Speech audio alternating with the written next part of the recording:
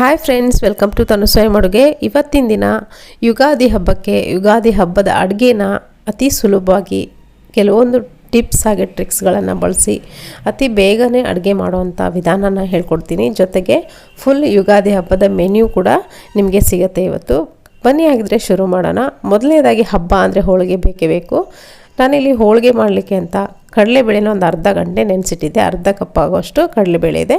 ಇದನ್ನು ಕ್ಲೀನಾಗಿ ವಾಶ್ ಮಾಡಿಕೊಂಡು ಒಂದು ಬೇರೆ ಕುಕ್ಕರ್ಗೆ ನೋಡಿ ಟ್ರಾನ್ಸ್ಫರ್ ಮಾಡ್ಕೊಳ್ತಾ ಇದ್ದೀನಿ. ಕುಕ್ಕರ್ಗೆ ಟ್ರಾನ್ಸ್ಫರ್ ಮಾಡ್ಕೊಂಡಾದಮೇಲೆ ನಲ್ಲಿ ಇದಕ್ಕೆ ಮುಳುಗೋವಷ್ಟು ನೀರು ಹಾಕ್ತೀನಿ. ಅಂದರೆ ಒಂದು ಗ್ಲಾಸಷ್ಟು ಅಂತ ಹೇಳ್ಬೋದು, ಜಾಸ್ತಿ ನೀರು ಹಾಕಬಾರ್ದು. ಕುಕ್ಕರ್ ಮುಚ್ಚಳ ಮುಚ್ಚಿ ಇದನ್ನು ಗ್ಯಾಸ್ ಫ್ಲೇಮಲ್ಲಿ ಇಟ್ಕೊಂಡು ಒಂದು 3ರಿಂದ 4 ವಿಷಲ್ ತೊಗೊಂಡ್ರೆ ಸಾಕು, ನಮಗೆ ಪರ್ಫೆಕ್ಟಾಗಿ ಇರುವಂಥ ಬೇಳೆ ಬೆಂದಿರುತ್ತೆ. ಇವಾಗ ಅಷ್ಟರೊಳಗೆ ನೋಡಿ ಒಂದು ಬೇರೆ ಕಪ್ಗೆ ಒಂದು 1/4 ಕಪ್ ಆಗೋಷ್ಟು ಉದ್ದಿನ ಬೇಳೆ ಹಾಕ್ಕೊಂಡು ನೆನೆಸಿಡ್ತಾ ಇದ್ದೀನಿ. ಇದು ಕೋಸಂಬರಿ ಮಾಡಲಿಕ್ಕೆ ಅಂತ ನೆನೆಸಿಡ್ತಾ ಇದ್ದೀನಿ. ಇವಾಗ ರೈಸ್ ಮಾಡ್ಕೊಳ್ಳೋಣ. ರೈಸ್ ಮಾಡಲಿಕ್ಕೆ ನಿಮ್ಮ ಹತ್ರ ಕುಕ್ಕರ್ ಸಪ್ರೇಟರ್ ಇದ್ದರೆ ಸಪ್ರೇಟರ್ನ ಬಳಸಿ. ನನ್ನ ಹತ್ರ ಇಲ್ಲಿ ಸಪ್ರೇಟರ್ ಇಲ್ಲ, ಹಾಗಾಗಿ ಒಂದು ಬೇರೆ ಪಾತ್ರೆಯಲ್ಲಿ ರೈಸನ್ನು ಹಾಕ್ಕೊಂಡು ತೊಳೆದಿಡ್ತಾ ಇದ್ದೀನಿ. 1 ಕಪ್ಪಷ್ಟು ಅಕ್ಕಿನ ಹಾಕ್ಕೊಂಡು ಕ್ಲೀನಾಗಿ ವಾಶ್ ಮಾಡ್ಕೊಂಡಿದ್ದೀನಿ. ಇದಕ್ಕೆ ಮುಳುಗುವಷ್ಟು ಅಂದರೆ ಒಂದು 4 ಇಂಚ್ ಆಗೋಷ್ಟು ಅಥವಾ 3 ಇಂಚ್ ಆಗೋಷ್ಟು ನೀರನ್ನು ಹಾಕ್ಕೊಂಡು ನೋಡಿ ಒಂದು ಕುಕ್ಕರ್ಗೆ ನೋಡಿ ಒಂದು ಸ್ವಲ್ಪ ನೀರನ್ನು ಹಾಕ್ಕೊಳ್ತಾ ಇದ್ದೀನಿ. ನಿಮ್ಮ ಹತ್ರ ರಿಂಗ್ ಕಟ್ಟರ್ ಇದ್ದರೆ ರಿಂಗ್ ಕಟ್ಟರ್ ಬಳಸ್ಬೋದು, ಅಥವಾ ಈ ಥರ ಮುಚ್ಚಳ ಇದ್ದರೆ ಮುಚ್ಚಳ ಬಳಸ್ಬೋದು. ಈ ಥರ ಸ್ಟ್ಯಾಂಡ್ ಇದ್ದರೆ ಇದನ್ನು ಕೂಡ ಬಳಸ್ಬೋದು. ನೋಡಿ ನನ್ನ ಹತ್ರ ಸಪ್ರೇಟರ್ ಇಲ್ಲದೆ ಇರೋದ್ರಿಂದ ನಾನಿಲ್ಲಿ ಬೇರೆ ಪಾತ್ರೆಗಳಲ್ಲಿ ಅಂದರೆ ಚಿಕ್ಕ ಚಿಕ್ಕ ಪಾತ್ರೆಗಳಲ್ಲಿ ಮಾಡ್ಕೊಳ್ತಾ ಇರೋದ್ರಿಂದ ಅಕ್ಕಿನ ಹಾಕಿರುವಂಥ ನೀರನ್ನು ಬೌಲನ್ನು ಹಾಕ್ಕೊಂಡು ಮೇಲೆ ಮುಚ್ಚಿಸ್ತಾ ಇದ್ದೀನಿ. ಇದ್ರ ಜೊತೆಗೆ ನೋಡಿ ಈ ಥರ ಒಂದು ಸ್ಟೀಮರ್ ಥರ ಇದೆ. ಇದರಲ್ಲಿ ಬೀನ್ಸ್ ಹಾಗೆ ಕ್ಯಾರೆಟ್ ಕೂಡ ಇಟ್ಕೊಂಡು ಮುಚ್ಚಳ ಮುಚ್ಚಿ ನೋಡಿ ಇದನ್ನು ಕೂಡ 1ರಿಂದ 2 ವಿಷಲ್ ಕೂಗಿಸ್ತೀನಿ. ಅದರೊಳಗೆ ನೋಡಿ ಹೋಳಿಗೆ ಮಾಡಲಿಕ್ಕೆ ಹಿಟ್ಟನ್ನು ಕಲಸೋಣ. ನಾನಲ್ಲಿ ಗೋಧಿ ಹಿಟ್ಟನ್ನು ಕಲಿಸ್ತಿರೋದ್ರಿಂದ 1 ಕಪ್ ಆಗೋಷ್ಟು ಗೋಧಿ ಹಿಟ್ಟು, 1/4 ಕಪ್ ಆಗೋಷ್ಟು ಚಿರೋಟಿ ರವೆಯನ್ನು ಸೇರಿಸ್ಕೊಳ್ತಾ ಇದ್ದೀನಿ ಅದಕ್ಕೇ. ಸೊ ನಿಮ್ಮ ಹತ್ರ ಚಿರೋಟಿ ರವೆ ಇಲ್ಲ ಅಂದರೆ ನಾರ್ಮಲ್ ರವೆಯನ್ನು ಮಿಕ್ಸರ್ಗೆ ಹಾಕ್ಕೊಂಡು ಹಾಕೋಬೋದು ನೀವು. ಸ್ವಲ್ಪ ಚಿಟಿಕೆ ಉಪ್ಪು ಹಾಗೆ ಒಂದು ಚಿಟಿಕೆ ಅರಿಶಿನವನ್ನು ಹಾಕ್ಕೊಂಡು ಕ್ಲೀನಾಗಿ ಮಿಕ್ಸ್ ಮಾಡ್ಕೊಳ್ಳಿ. ಇದಕ್ಕೆ 1 ಸ್ಪೂನ್ ಆಗೋಷ್ಟು ಎಣ್ಣೆ ಕೂಡ ಹಾಕ್ಕೊಂಡಿದ್ದೀನಿ.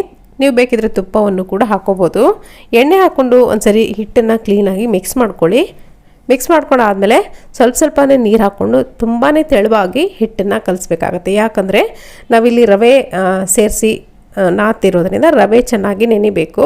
ಹಿಟ್ಟು ಕೂಡ ರವೆ ಜೊತೆಗೆ ಚೆನ್ನಾಗಿ ನೆನೆದು ತುಂಬಾ ಸಾಫ್ಟಾಗಿರುವಂಥ ಹಿಟ್ಟು ನಮಗೆ ಬೇಕಾಗತ್ತೆ. ಇಲ್ಲಿ ಹೋಳಿಗೆ ಮಾಡಲಿಕ್ಕೆ ಸಾಫ್ಟಾಗಿರುವಂಥ ಹೋಳಿಗೆ ಮಾಡಬೇಕು ಅಂದರೆ ನೀವು ರವೆನ ಸ್ಕಿಪ್ ಮಾಡ್ದೇ ಹಾಕಿ. ರವೆ ಹಾಕೋದ್ರಿಂದ ಹೋಳಿಗೆ ತುಂಬ ಸಾಫ್ಟಾಗಿ ಬರುತ್ತೆ, ನಾರಾಗಲ್ಲ.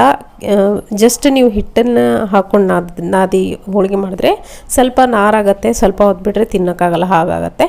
ಇವಾಗ ನೋಡಿ ಹಿಟ್ಟನ್ನು ಈ ಹದಕ್ಕೆ ನಾದಿಟ್ಕೋಬೇಕು, ಕೈಗೆ ಅಂಟ್ತಿರಬೇಕು, ಅಷ್ಟು ಹದಕ್ಕೆ ನೀವು ನಾದ್ಕೊಳ್ಬೇಕು.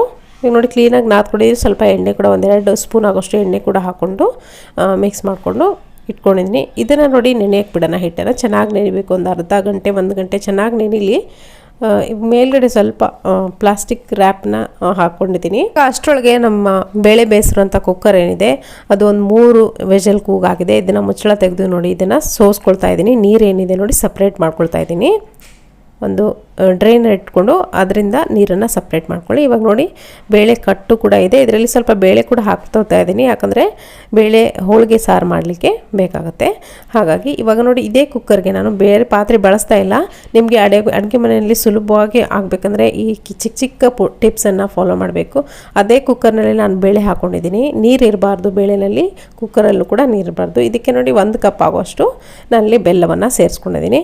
ಅರ್ಧ ಕಪ್ಪಷ್ಟು ಈ ಬೇಳೆಗೆ 1 ಕಪ್ಪಷ್ಟು ಬೆಲ್ಲ ಹಾಕ್ಕೊಂಡಿದ್ದೀನಿ. ಬೆಲ್ಲನ ಜಜ್ಜಿ ಪೌಡರ್ ಮಾಡ್ಕೊಂಡು ಹಾಕ್ಕೊಳ್ಳಿ. ನೋಡಿ ಹಾಕ್ಕೊಂಡಾದ್ಮೇಲೆ ಅದೇ ಬಿಸಿಗೆ ಮಿಕ್ಸ್ ಮಾಡ್ತಾ ನೋಡಿ ಯಾವ ಥರ ಕರಗ್ತಾ ಇದೆ. ಇವಾಗ ಗ್ಯಾಸ್ ಫ್ಲೇಮ್ನಲ್ಲಿ ಇಟ್ಕೊಂಡು ಒಂದು 2ರಿಂದ 3 ಏಲಕ್ಕಿನ ಜಜ್ಜಿ ಹಾಕ್ಕೊಂಡಿದ್ದೀನಿ. ಹಾಕ್ಕೊಂಡು ಇದನ್ನು ನೋಡಿ ಬೆಲ್ಲ ಎಲ್ಲ ಕರಗೋವರೆಗೂ ಮಿಕ್ಸ್ ಮಾಡ್ಕೊಳ್ತಾ ಇರಬೇಕು, ಕೈ ಬಿಡ್ದಾಗೆ. ನೋಡಿ ಈ ಥರ ಬೆಲ್ಲ ಕರಗಿದೆ ನೋಡಿ. ಇವಾಗ ಈ ಥರ ಬೆಲ್ಲ ಕರಗಾದ್ಮೇಲೆ ಒಂದು 2ರಿಂದ 3 ನಿಮಿಷ ಅಥವಾ 10 ನಿಮಿಷ ನೀವು ಈ ಥರ ಕೈ ಆಡಿಸ್ತಾ ಇದನ್ನು ಕುದಿಸ್ಕೊಳ್ಬೇಕು. ಬೇಳೆ ಜೊತೆ ಬೆಲ್ಲ ಚೆನ್ನಾಗಿ ಕುದಿಬೇಕು. ಇದಕ್ಕೆ ನೋಡಿ ಕಾಯಿ ತುರಿ ಕೂಡ ಹಾಕ್ಕೊಂಡಿದ್ದೀನಿ, ಒಂದು 1/4 ಕಪ್ ಆಗೋಷ್ಟು ಹಾಕ್ಕೊಂಡು ಮಿಕ್ಸ್ ಮಾಡ್ಕೊಂಡಿದ್ದೀನಿ. ಈ ಥರ ನೋಡಿ ಗಟ್ಟಿ ಅದಕ್ಕಾಗಿದೆ. ಇವಾಗ ಗ್ಯಾಸ್ ಫ್ಲೇಮ್ ಆಫ್ ಮಾಡಿಕೊಂಡು ಪೂರ್ತಿ ತಣ್ಣಗಾಗಕ್ಕೆ ಬಿಡ್ತೀನಿ. ಅಷ್ಟರೊಳಗೆ ನಾವು ಹೋಳಿಗೆ ಸಾರು ಮಾಡೋಣ. ನಾವು ಆವಾಗಲೇ ಸಪ್ರೇಟ್ ಮಾಡ್ಕೊಂಡಂಥ ನೀರೇನಿದೆ ನೋಡಿ, ಹೋಳಿಗೆ ಬೇಳೆ ಬೇಯಿಸುವಂಥ ನೀರು ಕಟ್ಟು ಅದನ್ನು ಒಂದು ಪಾತ್ರೆಯಲ್ಲಿ ಹಾಕ್ಕೊಂಡು ಸ್ವಲ್ಪ ಕರಿಬೇವಿನ ಸೊಪ್ಪು ಕೂಡ ಹಾಕ್ಕೊಂಡು ಕುದಿಸೋಕೆ ಇಟ್ಕೊಂಡು ಥರ ಮಾಡಲಿಕ್ಕೆ ಮಸಾಲೆನ ರೆಡಿ ಮಾಡ್ಕೊಳ್ಳೋಣ. ಇವಾಗ ನೋಡಿ ಈ ಮಸಾಲೆ ಏನಿದೆ ನೋಡಿ, ಮೊದಲೇ ಸಲ ಮಾಡ್ತಿರೋರು ಸ್ಕ್ರೀನ್ಶಾಟ್ ತೆಗೆದುಕೊಂಬಿಡಿ. ಈ ಎಲ್ಲ ಮಸಾಲೆಗಳನ್ನು ಹಾಕಬೇಕಾಗತ್ತೆ ನೋಡಿ. ಚಕ್ಕೆ, ಲವಂಗ, ಏಲಕ್ಕಿ ಒಂಚೂರು ಚೂರು ಹಾಕ್ಕೊಂಡಿದ್ದೀನಿ. ಮೆಂತ್ಯ ಒಂದು 10 ಕಾಳು ಮೆಂತ್ಯ, ಹಾಗೆ ಅರ್ಧ ಟೀ ಸ್ಪೂನ್ನ ಕಡಿಮೆ ಧನಿಯಾ ಬೀಜ ಹಾಕ್ಕೊಂಡಿದ್ದೀನಿ. ಅರ್ಧ ಟೀ ಸ್ಪೂನಷ್ಟು ಜೀರಿಗೆ, ಒಂದು 2ರಿಂದ 3 ಹಸಿಮೆಣಸಿನ್ಕಾಯಿ, ಒಂದು 2ರಿಂದ 3 ಬೆಳ್ಳುಳ್ಳಿ ಹೆಸಳು, 1 ಟೇಬಲ್ ಸ್ಪೂನಷ್ಟು ಕಾಯಿ ಹಾಕ್ಕೊಂಡಿದ್ದೀನಿ. ತೆಂಗಿನಕಾಯಿ, ಒಣ ಕೊಬ್ಬರಿನಾದರೂ ಹಾಕೋಬೋದು ನೀವು, ಹಸಿ ತೆಂಗಿನಕಾಯಿ ಕೂಡ ಹಾಕೋಬೋದು. ಜೊತೆಗೆ ನೋಡಿ ಒಂದು ಅರ್ಧದಷ್ಟು ಈರುಳ್ಳಿ ಕೂಡ ಹಾಕಿದೆ ನಾನು. ಇದನ್ನು ಚೆನ್ನಾಗಿ ಹುರ್ಕೋಬೇಕು, ಇದರಿಂದ ಒಳ್ಳೆ ಪರಿಮಳ ಬರುತ್ತೆ, ಅಲ್ಲಿವರೆಗೂ ಹುರ್ಕೋಬೇಕು. ಜೊತೆಗೆ ಕರಿಬೇವಿನ ಸೊಪ್ಪು ಹಾಗೆ ಕೊತ್ತಂಬರಿ ಸೊಪ್ಪನ್ನು ಕೂಡ ಹಾಕ್ಕೊಂಡು ಹುರ್ಕೊಂಡಿದ್ದೀನಿ. ಇದೆಲ್ಲವುದನ್ನು ಇವಾಗ ಒಂದು ಮಿಕ್ಸರ್ ಜಾರ್ಗೆ ಟ್ರಾನ್ಸ್ಫರ್ ಮಾಡ್ಕೊಳ್ತಾ ಇದ್ದೀನಿ. ಸೊ ಇವಾಗಿನ ನುಣ್ಣಗೆ ರುಬ್ಕೊಂಡು ಬರೋಣ. ಇವಾಗ ನೋಡಿ ಈ ಥರ ನೀರು ಹಾಕ್ಕೊಂಡು ಚೆನ್ನಾಗಿ ರುಬ್ಕೊಂಡಾದ್ಮೇಲೆ ನಾವು ಕುದಿಯೋಕೆ ಇಟ್ಟಂಥ ಈ ಕಟ್ಟೆ ಇರುತ್ತೆ ನೋಡಿ, ಬೇಳೆ ಕಟ್ಟು, ಅದಕ್ಕೆ ಹಾಕ್ಕೊಳ್ತಾ ಇದ್ದೀನಿ ಮಸಾಲೆ ಎಲ್ಲವನ್ನು. ಹಾಕ್ಕೊಂಡಿದ್ದಕ್ಕೆ ನೋಡಿ ಹುಣಸೆ ರಸ ಕೂಡ ಹಾಕ್ಕೊಂಡಿದ್ದೀನಿ. 1 ನಿಂಬೆ ಹಣ್ಣಿನ ಗಾತ್ರದಷ್ಟು ಹುಣಸೆ ಹಣ್ಣು ರಸ ಹಾಕ್ಕೊಳ್ಳೇಬೇಕು. ಹುಣಸೆ ರಸ ಹಾಕಲಿಲ್ಲ ಅಂದರೆ ಟೇಸ್ಟ್ ಬರಲ್ಲ ಚೆನ್ನಾಗಿ. ಇವಾಗ ನೋಡಿ ಅರಿಶಿನ ಪುಡಿ ಹಾಕ್ಕೊಳ್ತಾ ಇದ್ದೀನಿ, ಅರ್ಧ ಟೀ ಸ್ಪೂನಷ್ಟು. ಕಲರ್ಗೋಸ್ಕರ ಹಾಕೋದು. ಉಪ್ಪು ರುಚಿಗೆ ಎಷ್ಟು ಬೇಕಷ್ಟು ನೋಡಿಕೊಂಡು ನಾನಿಲ್ಲಿ ಕಲ್ಲುಪ್ಪನ್ನ ಬಳಸ್ತಾ ಇದ್ದೀನಿ. ತುಂಬ ರುಚಿಯಾಗಿರುತ್ತೆ ಕಲ್ಲುಪ್ಪನ್ನ ಬಳಸೋದ್ರಿಂದ. ಇವಾಗ ನೋಡಿ ಎಲ್ಲವನ್ನು ಹಾಕ್ಕೊಂಡು ಕ್ಲೀನಾಗಿ ಮಿಕ್ಸ್ ಮಾಡ್ಕೊಳ್ಳಿ. ಇದು ಚೆನ್ನಾಗಿ ಕುದೀತಾ ಇರಲಿ ನೋಡಿ. ಗ್ಯಾಸ್ ಫ್ಲೇಮಲ್ಲಿ ಲೋ ಫ್ಲೇಮ್ ಇಟ್ಕೊಂಡು ಚೆನ್ನಾಗಿ ಕುದಿಯೋಕ್ಕಿಡಿ. ಅಷ್ಟರೊಳಗೆ ಇದಕ್ಕೊಂದು ಒಳ್ಳೆ ಒಗ್ಗರಣೆನ ಮಾಡ್ಕೊಳ್ಳೋಣ. ಒಗ್ಗರಣೆ ಪಾತ್ರೆ ಬಿಸಿ ಇಟ್ಕೊಂಡಿದ್ದೀನಿ. ಇದಕ್ಕೆ ತುಪ್ಪದಲ್ಲೂ ಆದರೂ ಹಾಕೋಬೋದು ಅಥವಾ ಎಣ್ಣೆಯಲ್ಲೋ ಹಾಕೋಬೋದು. ಎಣ್ಣೆ 1 ಟೇಬಲ್ ಸ್ಪೂನ್ ಅಷ್ಟು ಹಾಕ್ಕೊಂಡಿದ್ದೀನಿ. ಜಜ್ಜಿದಂಥ ಒಂದು 4 ಎಸಳು ಬೆಳ್ಳುಳ್ಳಿ, ಹಾಗೆ 1 ಟೀ ಸ್ಪೂನ್ ಆಗೋಷ್ಟು ಸಾಸಿವೆ ಜೀರಿಗೆ ಹಾಕ್ಕೊಂಡಿದ್ದೀನಿ. ಚೆನ್ನಾಗಿ ಚಿಟಪಟ ಅಂತ ಸಿಡಿದ ಮೇಲೆ ಇದಕ್ಕೆ ಕೊನೆಯದಾಗಿ ಕರಿಬೇವಿನ ಸೊಪ್ಪು ಹಾಗೆ ಒಣಮೆಣಸಿನ್ಕಾಯಿನ ನೀವು ಹಾಕೋಬೇಕಾಗುತ್ತೆ. ಗ್ಯಾಸ್ ಫ್ಲೇಮನ್ನು ಆಫ್ ಮಾಡ್ಕೊಂಬಿಡಿ. ಕರಿಬೇವಿನ ಸೊಪ್ಪು ಹಾಗೆ ಒಣಮೆಣಸಿನ್ಕಾಯಿನ ಹಾಕೋವಾಗ ಗ್ಯಾಸ್ ಫ್ಲೇಮ್ನ ಆಫ್ ಮಾಡ್ಕೊಂಬಿಡಿ. ಸೀದೋಗುತ್ತೆ, ಯಾಕಂದರೆ ಹೈ ಫ್ಲೇಮ್ನಲ್ಲಿ ಎಣ್ಣೆ ಕಾಯ್ದಿರುತ್ತೆ. ಹಾಗಾಗಿ ಆಫ್ ಮಾಡ್ಕೊಂಡು ಇದನ್ನು ನೋಡಿ ಈಗ ಡೈರೆಕ್ಟಾಗಿ ಕುದೀತಿರೋಂಥ ಕಟ್ಟಿನ ಸಾರಿಗೆ ಅಂದರೆ ಹೋಳಿಗೆ ಸಾರಿಗೆ ಹಾಕೊಂಡ್ಬಿಡ್ತೀನಿ. ಇವಾಗ ನೋಡಿ ರುಚಿ ಆದಂಥ ಹೋಳಿಗೆ ಸಾಂಬಾರು ನಮಗೆ ಸೂಪರಾಗಿ ರೆಡಿ ಆಯಿತು. ಆಹಾ, ಎಷ್ಟು ಚೆನ್ನಾಗಿದೆ ಗೊತ್ತಾ ಪರಿಮಳ ಹೋಳಿಗೆ ಸಾರಿಂದು. ಇವಾಗಲೇ ಕುಡಿದ್ಬಿಡೋಣ ಅನಿಸಿದೆ, ಅಷ್ಟು ಚೆನ್ನಾಗಿದೆ ನೋಡಿ. ಈ ಥರ ಒಂದು 2 ಕುದ್ದ ಮೇಲೆ ನಾನಿಲ್ಲಿ ಈ ಹೋಳಿಗೆ ಸಾರು ಕಂಪ್ಲೀಟಾಗಿ ರೆಡಿ ಆಗುತ್ತೆ. ಇನ್ನೇನು ಹೋಳಿಗೆ ಸಾರಂತೂ ಕಂಪ್ಲೀಟಾಗಿ ಆಯಿತು. ಇದನ್ನು ನೋಡಿ ಮುಚ್ಚಳ ಮುಚ್ಚಿ ಸೈಡಲ್ಲಿ ಎತ್ತಿಟ್ಕೊಳ್ಳೋಣ. ಇವಾಗ ನಾವು ಆವಾಗಲೇ ಇಟ್ಟಂಥ ಕುಕ್ಕರ್ಗೆ ಅನ್ನ ಹಾಗೆ ತರಕಾರಿ ಹಾಕಿದ್ವಲ್ಲ ಅದನ್ನು ನೋಡಿ ಚೆನ್ನಾಗಿ ಬೆಂದಿದೆ. ತರಕಾರಿ ಎಷ್ಟು ಚೆನ್ನಾಗಿ ಬೆಂದಿದೆ, ಜಾಸ್ತಿ ನೀರು ಕೂಡ ಇಲ್ಲ, ಪರ್ಫೆಕ್ಟಾಗಿರೋಂತಹ. ಅದಕ್ಕೆ ನಾನಿಲ್ಲಿ ಬೀನ್ಸ್ ಕ್ಯಾರೆಟ್ ಫ್ರೈ ಮಾಡ್ಕೊಳ್ತಿರೋದನ್ನ ಜಸ್ಟ್ ಬೀನ್ಸ್ ಕ್ಯಾರೆಟ್ ಮಾತ್ರ ಬಳಸಿದ್ದೀನಿ. ಬೇರೆ ತರಕಾರಿ ಬೇಕಿದ್ರೆ ನೀವು ಬಳಸ್ಬೋದು.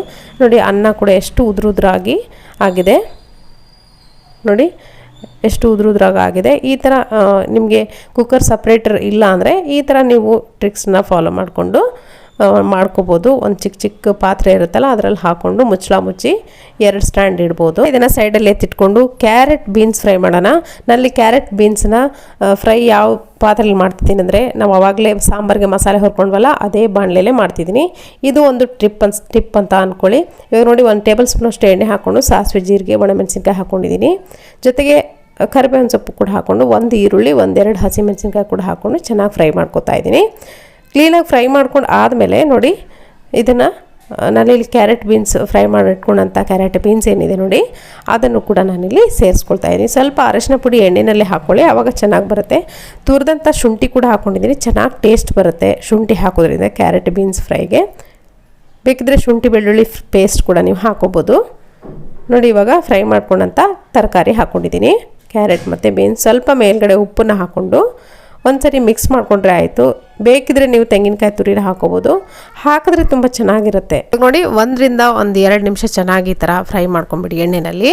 ಆ ಕ್ಯಾರೆಟ್ ಬೀನ್ಸ್ ಏನಿದೆ ಚೆನ್ನಾಗಿ ಎಣ್ಣೆಯಲ್ಲಿ ಫ್ರೈ ಆದರೆ ಸಾಕು. ಆಲ್ರೆಡಿ ಚೆನ್ನಾಗಿ ಬೆಂದಿದೆ, ಜಾಸ್ತಿ ಹೊತ್ತು ಬೇಯಿಸೋ ಅಗತ್ಯ ಇಲ್ಲ ಅಥವಾ ಫ್ರೈ ಮಾಡೋ ಅಗತ್ಯ ಇಲ್ಲ.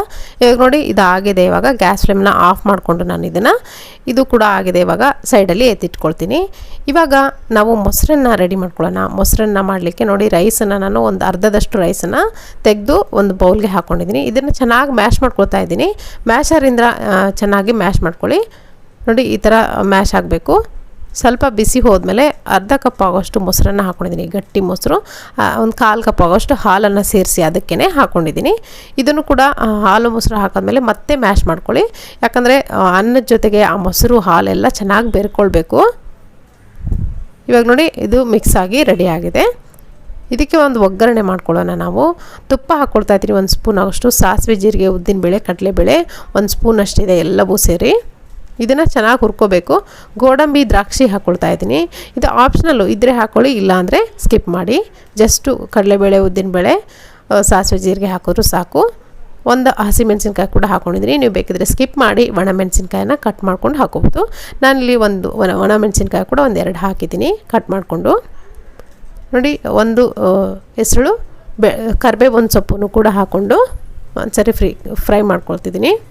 ನೋಡಿ, ಗ್ಯಾಸ್ ಫ್ಲೇಮ್ನ ಆಫ್ ಮಾಡಿಕೊಂಡು ನಾವು ಆವಾಗಲೇ ಮಿಕ್ಸ್ ಮಾಡಿ ಇಟ್ಟಂಥ ಈ ಮೊಸರನ್ನಕ್ಕೆ ಇದನ್ನು ಮಿಕ್ಸ್ ಮಾಡ್ಕೊಳ್ಳೋಣ. ಈ ಥರ ಫ್ರೈ ಮಾಡಿ ಹಾಕೋದ್ರಿಂದ ನೋಡಿ, ಈರುಳ್ಳಿ ಕೂಡ ಅರ್ಧದಷ್ಟು ಈರುಳ್ಳಿ ಕೂಡ ನಾನಿಲ್ಲಿ ಫ್ರೈ ಮಾಡಿ ಹಾಕ್ಕೊಂಡಿದ್ದೀನಿ. ಚೆನ್ನಾಗಾಗುತ್ತೆ ಈರುಳ್ಳಿ ಹಾಕಿದ್ರೆ. ಸ್ವಲ್ಪ ಕೊತ್ತಂಬರಿ ಸೊಪ್ಪು ಹಾಕ್ಕೊಂಡು, ದಾಳಿಂಬೆ ಬೀಜ ಇದ್ದರೆ ದಾಳಿಂಬೆ ಬೀಜವನ್ನು ಹಾಕ್ಕೊಳ್ಳಿ, ತುಂಬಾ ರುಚಿಯಾಗಿರುತ್ತೆ. ಅಥವಾ ನಿಮ್ಮ ಹತ್ರ ದ್ರಾಕ್ಷಿ, ಇವಾಗ ದ್ರಾಕ್ಷಿ ಸೀಸನ್ ಇದೆ, ಸುಲಭವಾಗಿ ಸಿಗುತ್ತೆ, ಪ್ರತಿಯೊಬ್ಬರ ಮನೇಲಿ ಇದ್ದೇ ಇರುತ್ತೆ. ದ್ರಾಕ್ಷಿನ ಕಟ್ ಮಾಡಿಕೊಂಡು ಅದನ್ನು ಕೂಡ ಹಾಕ್ಕೊಳ್ಳಿ ಮೊಸರನ್ನಕ್ಕೆ, ತುಂಬ ರುಚಿಯಾಗಿರುತ್ತೆ. ಇವಾಗ ಮೊಸರನ್ನ ಮುಗೀತು. ಇವಾಗ ಹೂರಣವನ್ನು ರೆಡಿ ಮಾಡ್ಕೊಳ್ಳೋಣ. ಹೋಳಿಗೆ ಮಾಡಲಿಕ್ಕೆ ನಾವು ಆವಾಗಲೇ ಬೇಯಿಸಿಟ್ಟಂಥ ಬೇಳೆ ಬೆಲ್ಲ ಏನಿದೆ ನೋಡಿ, ಅದು ಗಟ್ಟಿಯಾಗಿದೆ. ಇವಾಗ ನೋಡ್ತಿರ್ಬೋದು, ಈ ಹದಕ್ಕೆ ಗಟ್ಟಿ ಆದರೆ ನಿಮಗೆ ಪರ್ಫೆಕ್ಟ್ ಆಗಿರುವಂಥ ಹೂರಣ ಮಾಡೋಕ್ಕೆ ಬರುತ್ತೆ. ಈ ಹದಕ್ಕೆ ಗಟ್ಟಿ ಆಗಬೇಕದು.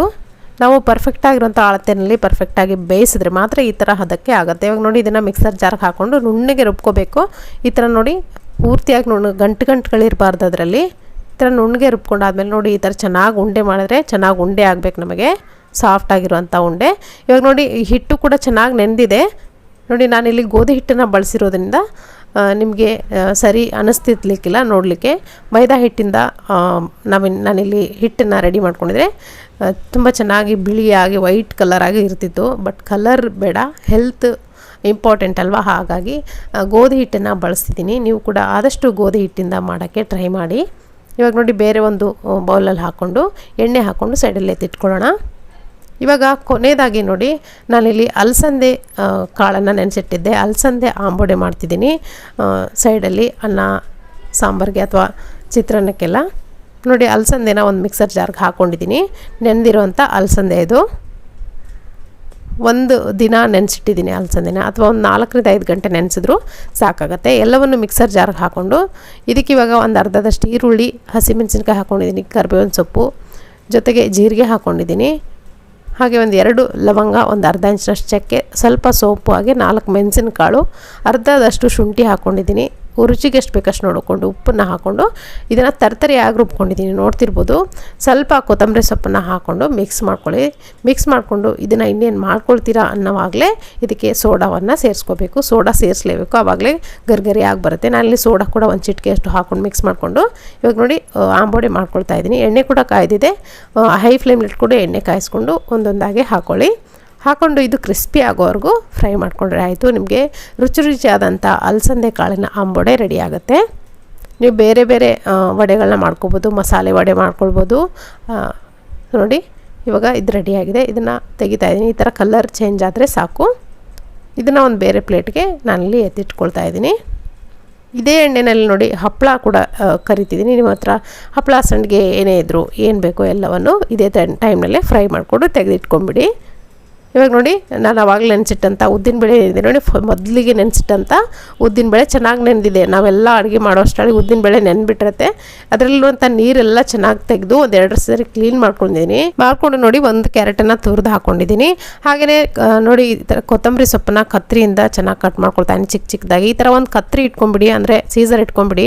ತುಂಬಾ ಸುಲಭ ಆಗುತ್ತೆ ನಿಮಗೆ ಈ ಅಡುಗೆ ಮನೆಯಲ್ಲಿ ಅಡುಗೆ ಮಾಡೋದು. ಪ್ರತಿ ಸತಿನೂ ಚಾಕು ಇಟ್ಕೊಂಡು ನಿಲ್ಲಕ್ಕಾಗಲ್ಲ, ಕಟ್ ಮಾಡ್ಕೊಳ್ತಾ. ಇದಕ್ಕೆ ಒಂದು ಹಸಿಮೆಣಸಿನ್ಕಾಯಿ ಕೂಡ ಅದೇ ಸೀಸರಿಂದ ಕಟ್ ಮಾಡ್ಕೊಂಡು ಹಾಕ್ಕೊಂಡಿದ್ದೀನಿ ಸಣ್ಣದಾಗಿ. ರುಚಿಗೆ ಎಷ್ಟು ಬೇಕಷ್ಟು ನೋಡ್ಕೊಂಡು ಉಪ್ಪು ಹಾಕ್ಕೊಂಡು ಕ್ಲೀನಾಗಿ ಮಿಕ್ಸ್ ಮಾಡ್ಕೊಂಡ್ರೆ ಆಯಿತು. ನಮಗೆ ಕೋಸಂಬರಿ ರೆಡಿ ಆಗುತ್ತೆ, ಉದ್ದಿನಬೇಳೆ ಕೋಸಂಬರಿ. ಇದನ್ನು ಸೈಡಲ್ಲಿ ಎತ್ತಿಟ್ಕೊಳ್ಳೋಣ. ಇವಾಗ ಕೊನೆಯದಾಗಿ ಫೈನಲ್ಲಾಗಿ ಹೋಳಿಗೆನ ರೆಡಿ ಮಾಡ್ಕೊಳ್ಳೋಣ. ಬಿಸಿಯಾಗಿರುವಂಥ ಹೋಳಿಗೆನ ಕೊನೆಯಲ್ಲಿ ಮಾಡಿ ಇಟ್ಟರೆ ಬಿಸಿ ಹಾಗೆ ಇರುತ್ತೆ. ಊಟಕ್ಕೆ ಬರೋರಿಗೆ, ಊಟ ಮಾಡೋರಿಗೆ ನೋಡಿ, ಬಿಸಿ ಆದಂಥ ಹೋಳಿಗೆನ ನೀವು ಬಡಿಸ್ಬಹುದು. ಇವಾಗ ನೋಡಿ, ಹಿಟ್ಟು ರೆಡಿಯಾಗಿದೆಯಲ್ಲ, ಸ್ವಲ್ಪ ಹಿಟ್ಟನ್ನು ಹೋಳಿಗೆ ಯಾವ ಆಕಾರಕ್ಕೆ ಮಾಡ್ತೀರಿ ನೋಡಿ, ಎಷ್ಟು ಸೈಜಲ್ಲಿ ಮಾಡ್ತೀರಾ ಅಷ್ಟು ಹಿಟ್ಟು ತೊಗೊಳ್ಳಿ. ಚಪಾತಿ ಹಿಟ್ಟಿನಕ್ಕಿಂತಲೂ ಕಡಿಮೆನೇ ತೊಗೊಳ್ಬೇಕಾಗತ್ತೆ. ಈ ಥರ ನೋಡಿ, ಕೈಯಿಂದ ಅಗಲ ಮಾಡ್ಕೊಳ್ಳಿ. ನೀವು ಯಾವ್ಯಾವ ಥರ ಹಿಟ್ಟನ್ನು ಹೋಳಿಗೆನ ಸ್ಟಫ್ ಮಾಡ್ಕೊಳ್ತೀರಿ ನೋಡಿ, ಆ ಥರ ಸ್ಟಫ್ ಮಾಡ್ಕೊಳ್ಳಿ. ಅಥವಾ ಮೊದಲನೇ ಸಾರಿ ಮಾಡ್ತಿರೋರಿಗೆ ಇದು ಬೆಸ್ಟ್ ಪ್ರಾಕ್ಟೀಸ್ ಅಂತ ಹೇಳ್ಬೋದು. ಇವಾಗ ನೋಡಿ, ಈ ಥರ ಕೈಗೆ ಎಣ್ಣೆ ಹಚ್ಕೊಂಡು ಈ ಥರ ಎಲ್ಲ ಕಡೆ ಲಾಕ್ ಮಾಡಿಕೊಂಡು ಆ ಹಿಟ್ಟನ್ನು ಈ ಥರ ನೋಡಿ ಪ್ರೆಸ್ ಮಾಡ್ಕೊಂಬಿಡಿ. ಎಕ್ಸ್ಟ್ರಾ ಹಿಟ್ಟೇನಾದರೂ ಆದರೆ ಅದನ್ನು ಕಟ್ ಮಾಡ್ಕೊಂಡು ತೆಗೆದು ನೋಡಿ. ಬಟರ್ ಪೇಪರ್ಗೆ ಸ್ವಲ್ಪ ಎಣ್ಣೆ ಹಚ್ಕೊಂಡು ಇಟ್ಕೊಂಡಿದ್ದೀನಿ. ಬಟರ್ ಪೇಪರಿಂದ ತುಂಬಾ ಸುಲಭ ಹೋಳಿಗೆ ಮಾಡೋದು. ನಿಮ್ಮ ಹತ್ರ ಬಟರ್ ಪೇಪರ್ ಇಲ್ಲ ಅಂದರೆ ಪ್ಲಾಸ್ಟಿಕ್ ಶೀಟ್ ಇರುತ್ತಲ್ಲ ಅದರಲ್ಲೂ ಕೂಡ ನೀವು ಮಾಡ್ಕೋಬೋದು. ಪ್ಲಾಸ್ಟಿಕ್ ಶೀಟಿಗೆ ಸ್ವಲ್ಪ ಎಣ್ಣೆ ಹಚ್ಕೊಂಡು ನೀವು ಮಾಡ್ಕೋಬೋದು. ಅಥವಾ ಇವಾಗ ಆನ್ಲೈನಲ್ಲಿ ಸುಮಾರು ಆನ್ಲೈನಲ್ಲಿ ಹೋಳಿಗೆ ಶೀಟ್ಗಳು ಸಿಗ್ತಾಯಿದೆ, ಅದನ್ನು ಕೂಡ ನೀವು ಬಳಸ್ಬೋದು. ನಾನು ಲಾಸ್ಟ್ ಹೋಳಿಗೆ ವಿಡಿಯೋ ನೋಡಿದರೆ ನೀವು ತುಂಬ ಒಳ್ಳೆ ಒಂದು ಅಲ್ಯೂಮಿನಿಯಂ ಹೋಳಿಗೆ ಶೀಟನ್ನು ನಾನು ಅಲ್ಲಿ ತೋರಿಸಿದ್ದೀನಿ. ನೋಡಿಲ್ಲ ಅಂದರೆ ಡಿಸ್ಕ್ರಿಪ್ಷನಲ್ಲಿ ಲಿಂಕ್ ಕೊಟ್ಟಿರ್ತೀನಿ, ಅಲ್ಲಿ ನೋಡ್ಕೊಳ್ಳಿ. ತುಂಬ ಒಳ್ಳೆ ಅಲ್ಯೂಮಿನಿಯಂ ಶೀಟ್ ಅದು. ಸೊ ನೋಡಿ, ಹಾಕ್ಕೊಂಡು ಕ್ಲೀನಾಗಿ ಎರಡೂ ಕಡೆ ಒಂದೇ ಸರಿ ಬೇಯಿಸ್ಬೇಕು. ನೀವು ಒಂದೊಂದು ಕಡೆ ಒಂದು ಸರಿ ಮಾತ್ರ ಬೇಯಿಸ್ಕೋಬೇಕು. ಪದೇ ಪದೇ ತಿರುಗಿಸಿ ಹಾಕ್ತಾಯಿದ್ರೆ ಹೋಳಿಗೆ ಚೆನ್ನಾಗಿ ಬರಲ್ಲ, ಸಾಫ್ಟಾಗಿ ನಾರಾಗತ್ತೆ. ತುಪ್ಪವನ್ನು ಮೇಲೆ ಹಾಕ್ಕೊಂಡು ಫ್ರೈ ಮಾಡ್ಕೊಬೋದು ನೀವು, ಅಂದರೆ ಬೇಯಿಸ್ಕೊಳ್ಬೋದು. ಇವಾಗ ನೋಡಿ, ರುಚಿಯಾದಂಥ ಸಾಫ್ಟಾಗಿಂಥ ಹೋಳಿಗೆ ರೆಡಿಯಾಗಿದೆ. ಎಲ್ಲ ಹೋಳಿಗೆಗಳನ್ನು ನಾನು ರೆಡಿ ಮಾಡಿ ಇಟ್ಕೊಂಡಿದ್ದೀನಿ. ಸೊ ಫ್ರೆಂಡ್ಸ್ ನೋಡಿ, ಇವಾಗ ನಮ್ಮ ಕಂಪ್ಲೀಟ್ ಮೆನ್ಯೂ ರೆಡಿ ಆಯಿತು. ಹಬ್ಬದ್ದು, ಯುಗಾದಿ ಹಬ್ಬದ ಕಂಪ್ಲೀಟ್ ಮೆನ್ಯೂ ನಾನಲ್ಲಿ ಒಂದು ಬಾಳೆ ಎಲೆ ಮೇಲೆ ಬಡಿಸ್ಕೊಂಡಿದ್ದೀನಿ. ಬಡಿಸೋವಂಥ ಕ್ಲಿಪ್ ಏನಿದೆ ಮಿಸ್ ಆಗಿಬಿಟ್ಟಿದೆ. ಬಡಿಸೋವಂಥ ಕ್ಲಿಪ್ಪು ಇದು ಕೂಡ ಇತ್ತು, ಸೊ ಮಿಸ್ ಆಗಿದೆ. ನೋಡಿ, ಇಲ್ಲಿ ನಾನು ಚಿತ್ರಾನ್ನ ಕೂಡ ಮಾಡ್ಕೊಂಡಿದ್ದೀನಿ. ಬೇಕಿದ್ರೆ ವೈಟ್ ರೈಸ್ ಮೇಲೆ ಬಿಡಬಹುದು. ನೋಡಿ, ಇಲ್ಲಿ ಉಪ್ಪಿನಕಾಯಿ, ಹಾಗೆ ಕೋಸಂಬರಿ, ನಾವು ಮಾಡಿರುವಂಥ ಕ್ಯಾರೆಟ್ ಬೀನ್ಸ್ ಫ್ರೈ, ಹಾಗೆ ಹೋಳಿಗೆ ಸಾಂಬಾರು, ಸ್ವಲ್ಪ ಮೊಸರನ್ನ ಇಟ್ಟಿದ್ದೀನಿ, ಹಪ್ಪಳೆ ಸಂಡಿಗೆ, ಹಾಗೆಯೇ ಆಂಬೊಡೆ, ಅಲಸಂದೆ ಆಂಬೊಡೆ, ಮೊಸರನ್ನ, ಹೋಳಿಗೆ, ಹಾಗೆ ಚಿತ್ರಾನ್ನ. ಇದೆಲ್ಲ ಕಂಪ್ಲೀಟ್ ಮೆನ್ಯೂ ನಿಮಗೆ ಇಷ್ಟ ಆಗಿದೆ ಅಂದ್ಕೊಳ್ತೀನಿ. ಇಷ್ಟ ಆಗಿದ್ರೆ ಒಂದು ಲೈಕ್ ಮಾಡೋದನ್ನು ಮರಿಬೇಡಿ. ಜೊತೆಗೆ ಹಬ್ಬದ ಅಡುಗೆ ಮಾಡಲಿಕ್ಕೆ ನಾನಿವತ್ತು ಕೊಟ್ಟಿರುವಂಥ ಚಿಕ್ಕ ಚಿಕ್ಕ ಟಿಪ್ಸನ್ನು ಫಾಲೋ ಮಾಡ್ಕೊಂಡು ನೀವು ಕೂಡ ನಿಮ್ಮ ಮನೆಯಲ್ಲಿ ಅಡುಗೆನ ಸುಲಭ ಮಾಡ್ಕೊಳ್ಳಿ. ಮತ್ತಷ್ಟು ಈಸಿ ರೆಸಿಪಿಗಳಿಗಾಗಿ ನಮ್ಮ ಚಾನಲ್ಗೆ ಸಬ್ಸ್ಕ್ರೈಬ್ ಮಾಡೋದನ್ನು ಮರಿಬೇಡಿ. Thank you.